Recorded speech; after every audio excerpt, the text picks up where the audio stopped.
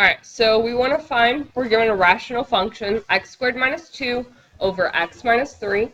We want to find the domain and any asymptotes, vertical or horizontal, and then we also want to find the roots. So the order of this doesn't really matter. So I'm just going to go ahead and find the roots first. So remember, to find the roots or the zeros of a rational function, I'm going to set the top equal to 0. So to find the roots or the zeros, we're going to set the top equal to 0.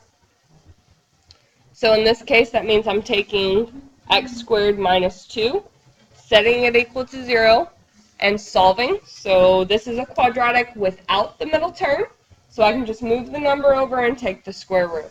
So I get x squared is equal to 2, and then take the square root. Remember to account for plus or minus, and I get x equals plus or minus the square root of 2. So I do have two x-intercepts, two zeros, two roots, two solutions, whatever you want to call them, to this rational function, plus or minus negative 2.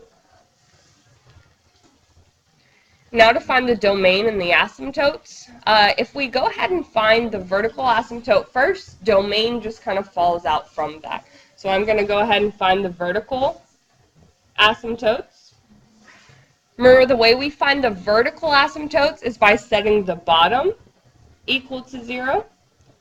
In this case, we just have a linear function, so it's not so bad. So I'll have x minus 3 equals 0. And solving that, I get x equals positive 3. So I know there is a vertical imaginary line on my graph at positive 3 that my function's not going to cross. That's what it means to have a vertical asymptote. So x equals 3. From there, my domain just kind of falls out. I know that it's any other number except for 3. So my domain is going to be negative infinity to 3, union 3 to infinity.